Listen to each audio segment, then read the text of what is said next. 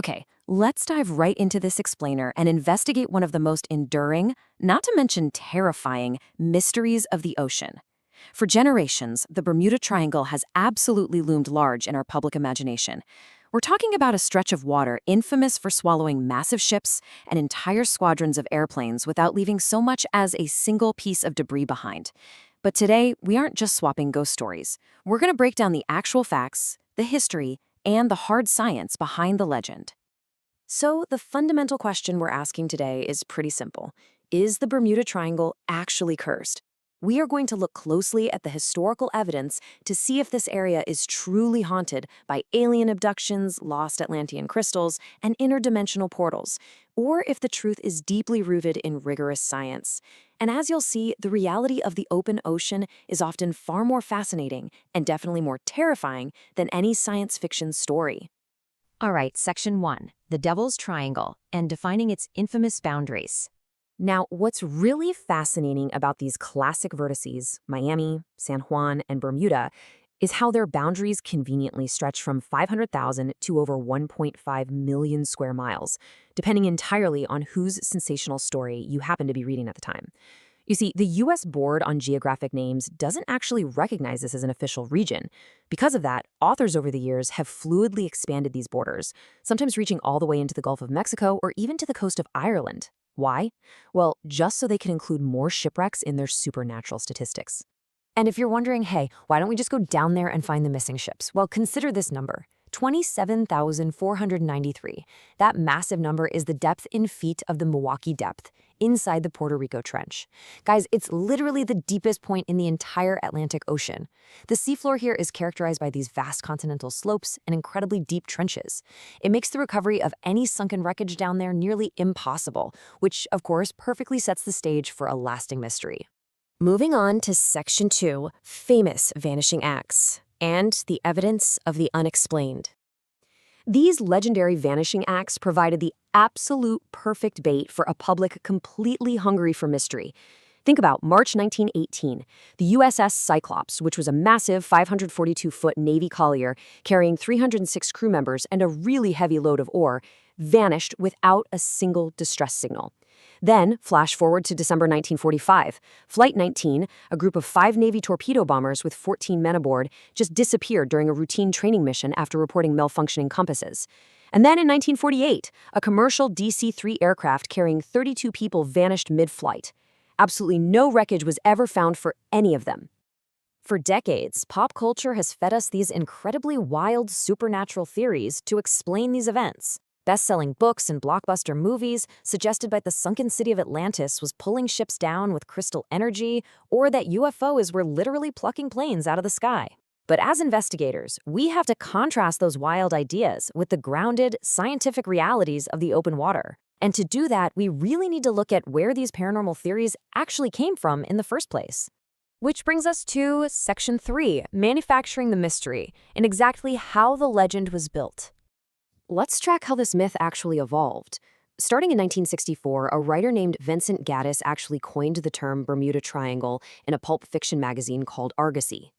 The myth then completely exploded a decade later in 1974 when a language teacher named Charles Berlitz published a blockbuster bestseller that heavily promoted the Atlantis and alien abduction theories. But the real turning point? That came right in 1975, when a researcher and librarian named Larry Kusch decided to actually sit down and check their facts.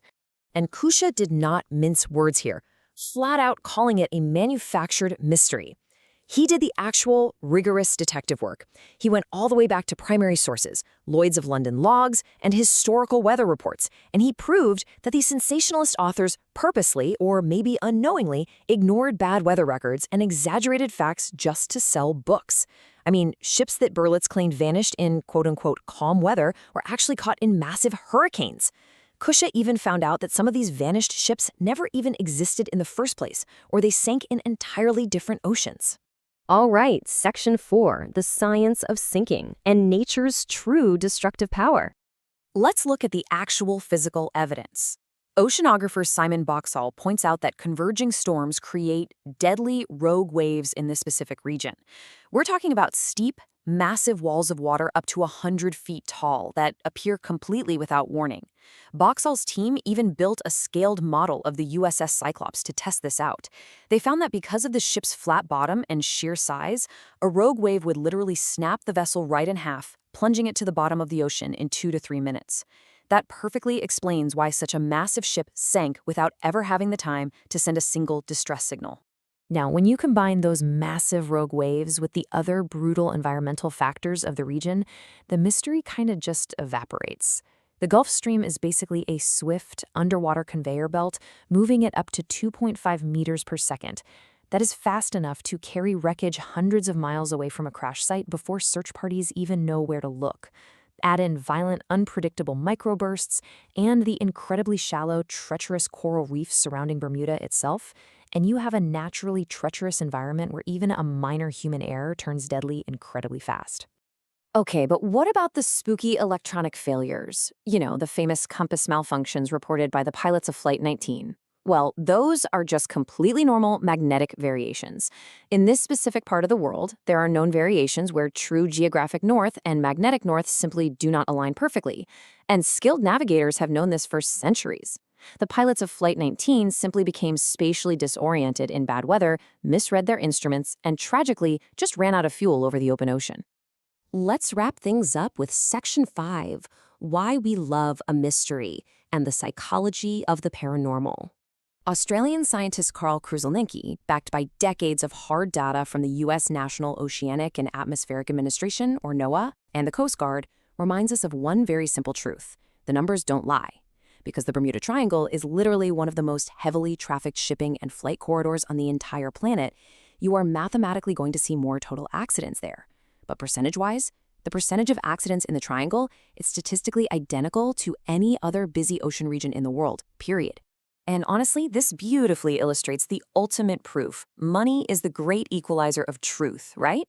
The maritime insurance experts over at Lloyd's of London keep meticulous records of global shipping risks. Since the 1970s, they have absolutely refused to charge higher insurance premiums for vessels passing through the Bermuda Triangle. Why? Because their massive database of maritime accidents proves that the elevated danger is a complete myth. Think about it. If there were truly a higher risk of ships vanishing into thin air, you can guarantee the insurance companies would be charging you for it. So what is the real takeaway here for us? The real takeaway is that human beings possess this deep-seated desire to invent thrilling supernatural mysteries. We would rather imagine an alien tractor beam or a mystical Atlantean crystal than accept the boring, tragic realities of sudden bad weather, spatial disorientation, and basic human fallibility. The ocean is incredibly powerful and naturally dangerous. It totally doesn't need interdimensional portals to be deadly. As we conclude this explainer, the evidence from oceanographers, historians, and statisticians is completely clear. The Bermuda Triangle is a manufactured myth. But it leaves us with one final haunting mystery to solve about our own psychology. Why do we still want to believe the ocean is cursed when the proven facts are staring us right in the face? Next time you hear a wild theory, ask yourself, are you looking for the truth or just a really good story? Keep learning, keep questioning, and I'll catch you in the next explainer.